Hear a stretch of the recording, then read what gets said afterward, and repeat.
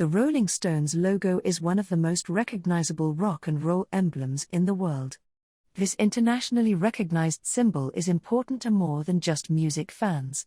It's also become a significant fashion symbol over the years, with many individuals buying clothing with the Rolling Stones emblem without knowing who the band is.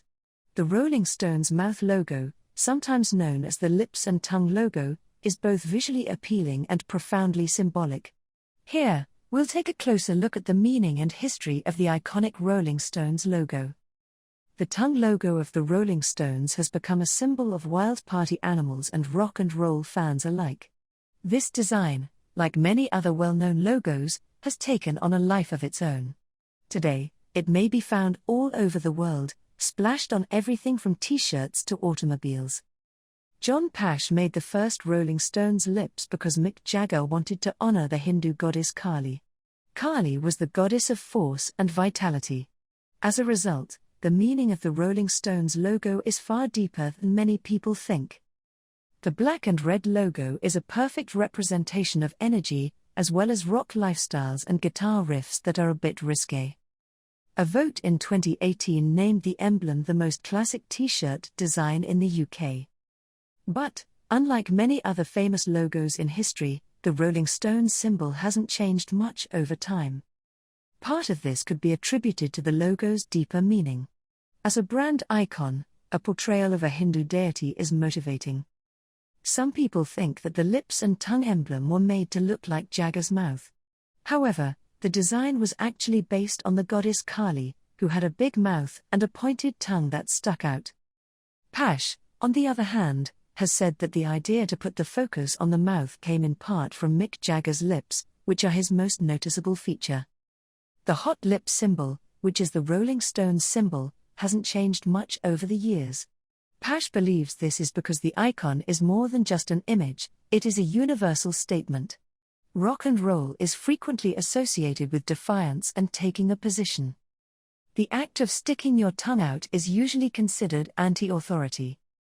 Regardless of their opinions about the Rolling Stones, several generations have used this emblem as an opportunity to be brash and disrespectful, wearing it as a mark of their own defiance. The lips and tongue logo gives people a sense of power and makes more people aware of the band. Both Jagger and Pash enjoyed the design's sexuality. The Rolling Stones tongue is an emblem of the sex, drugs, and rock and roll lifestyle as well as anti-authoritarianism.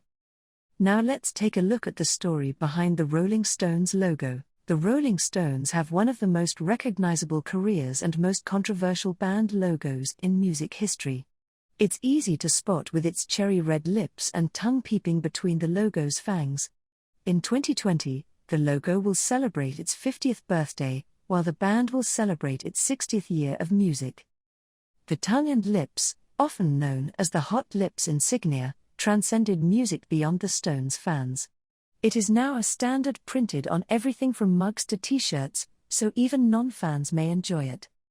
But where did the logo originate? Why did the Rolling Stones choose this one in particular? The Rolling Stones executive office contacted the Royal College of Art in London to inquire about hiring someone to design a poster for their 1970 European tour. A master's student named John Pash was suggested by the school. Pash visited with Mick Jagger and presented several designs, but Jagger was unsatisfied. Fortunately, a second poster version sealed the deal between Pash and the Rolling Stones. Pash designed a poster with a 1930s and 1940s look featuring a Concorde turbojet. The Stones approached Pash again later that year. Joe Bergman, the band's personal helper, this time. Pash was commissioned by Bergman to design a logo or symbol that can be used on notepaper, as a program cover, and as a cover for the press book.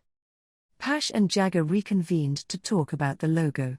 Pash said that Jagger desired a picture that could stand alone. Like the Shell Petroleum emblem. He desired that type of simplicity. During the encounter, Jagger showed Pash an artwork of the Hindu deity Kali that he had seen in a shop near his house. Pash noted that Jagger was more interested in the Indian cultural aspect of it because it was popular in Britain at the time. Pash, on the other hand, was struck by the deity's protruding tongue. Contrary to popular perception, Jagger's tongue and lips are not his. Pash wanted the logo to be a symbol of dissent, hence, the first proof was in black and white. It's what kids do when they stick their tongues out at you. That was the primary reason I thought it would work, he explained. Even now, the Stones have made a fortune thanks to the logo. The logo is said to have brought in hundreds of millions of pounds. Pash received £50, which is approximately $970 today. He also received a £200 bonus. Pash drafted a contract in 1976 to get 10% of net income from the job. He earned a few £1,000s from royalties, but he surrendered his rights to the band for £26,000 in 1982. Down the line, the Rolling Stones may have fought over band choices, drug and alcohol use, and a variety of other issues concerning the band's well-being, but the group's name seemed to come and go without debate. According to Richards, Jones named the band. When a journalist inquired about the name of the band during a phone interview with Jazz News, Jones looked around and saw a Muddy Waters record. Rolling Stone was one of the album's songs, and the rest, as they say, is history. Early performances were under the moniker The Rolling Stones, but the name was swiftly changed to accommodate the missing G in the mid-1960s. The name stayed, and the Stones' identity evolved thanks to the legendary Jagger-Richards songwriting partnership. The legendary lineup at the time included Jagger, Richards, Jones, Bill Wyman, and Charlie Watts. Mick Taylor, Ron Wood, and Darryl Jones joined later. The group's genre, style, and impact were always shifting. As a result, the band's original work, such as I Can't Get No Satisfaction, Get Off of My Cloud, and Paint It Black, ended up immortalizing the band's legacy, making it bigger than the band members themselves. Finally, let's look at some fascinating facts about the Rolling Stones. Fact number 1. Mick Jagger and Keith Richards, the band's founding members, met for the first time when they were barely 5 years old. They first met at Wentworth Primary School, but they were not friends at the time. Fact number 2. Did you know that the Rolling Stones lead singer, Mick Jagger, is also an accomplished ballet dancer? Well, now you know. Fact number 3. The Rolling Stones refused to perform their first song live after it was released. It's speculated that this is because they didn't enjoy their first song, or because they wanted people to buy the music in order to hear it. Maybe they weren't ready, or they had a fight, or they wanted more music to play, or one of them had diarrhea. Fact number 4. The Rolling Stones were close friends with the Beatles, despite what most people think. It was a marketing ploy to portray the Rolling Stones as anti-British and bad lads. Fact number 5. In 1964, Charlie Watt secretly married Shirley Ann Shepherd. Charlie Watt kept his marriage information hidden from the Rolling Stones because they thought he should say single. But it ultimately came to light. Fact number 6. Keith Richards slept with his guitar in his bed. Although it is a well-known fact that members of rock bands sleep with their instruments, the Rolling Stones band made it a reality.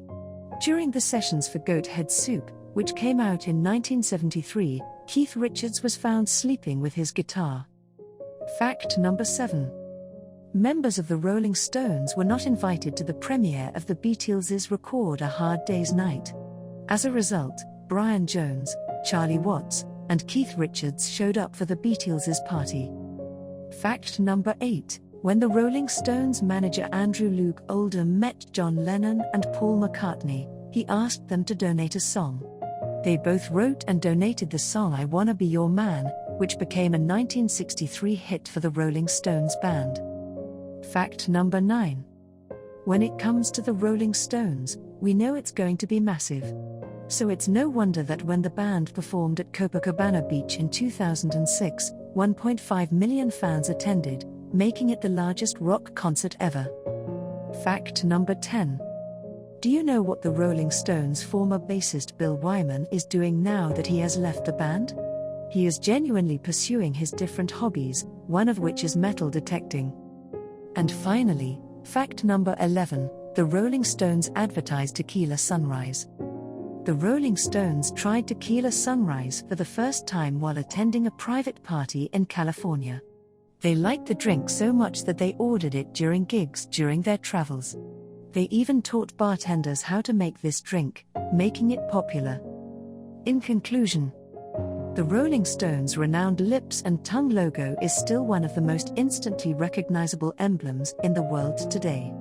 This design is only a small part of what has made the Rolling Stones one of the most successful rock bands of all time.